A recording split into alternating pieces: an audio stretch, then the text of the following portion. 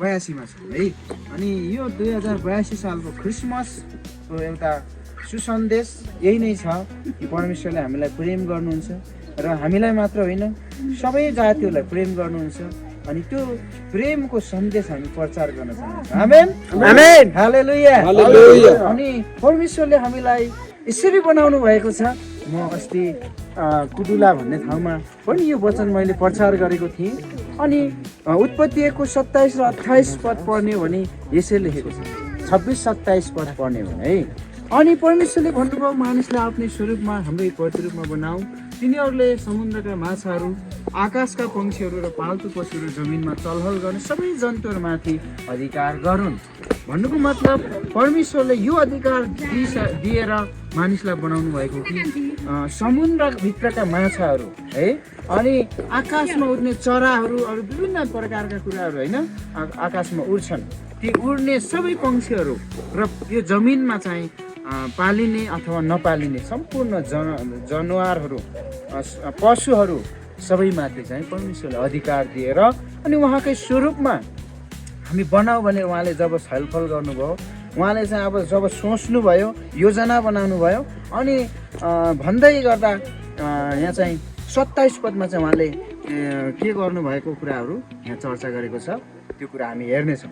यसै कारण परमेश्वरले मानिसलाई आफ्नै स्वरूपमा सृष्टि गर्नुभयो, परमेश्वरकै प्रतिरूपमा उहाँले तिनलाई सृष्टि गर्नुभयो, नर र नारी नै गरी उहाँले तिनीहरूलाई सृष्टि गर्नुभयो। आमेन।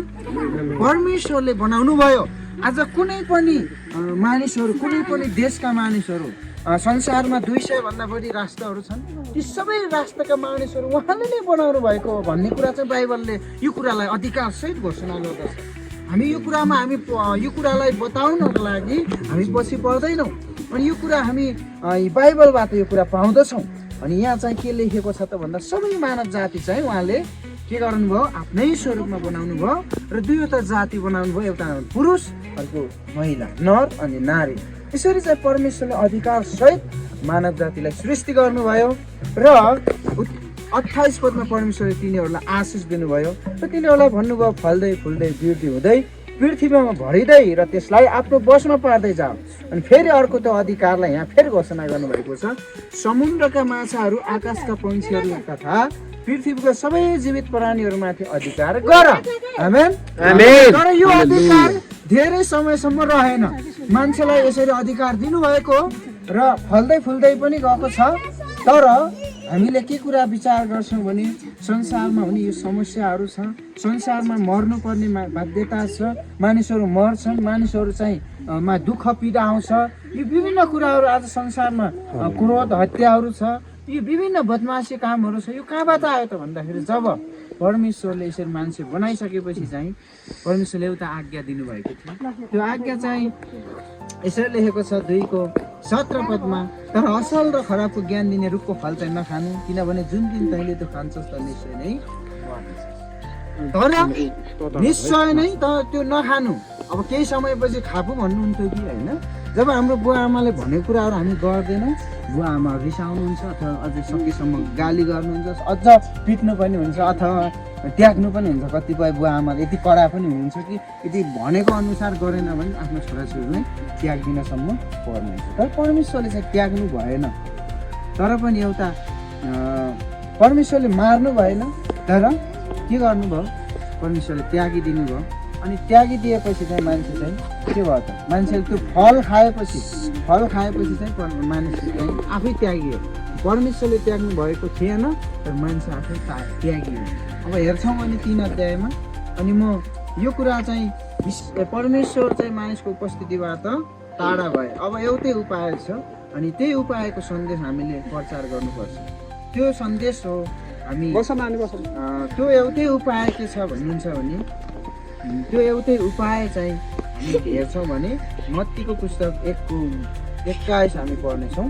अनि म अन्त्य गर्नेछु। मत्तीको पुस्तक 1:21मा यसरी लेखेको छ, तिमीले एउटा पुत्र जन्माउने छिन् र तिमीले उहाँको नाम येशू राख्नेछौ, किनभने उहाँले आफ्ना मानिसहरूलाई तिनीहरूको पापबाट बचाउनुहुन्छ। आमेन आमेन। परमेश्वरको नाम येशू राखिनेछ भनेको छ।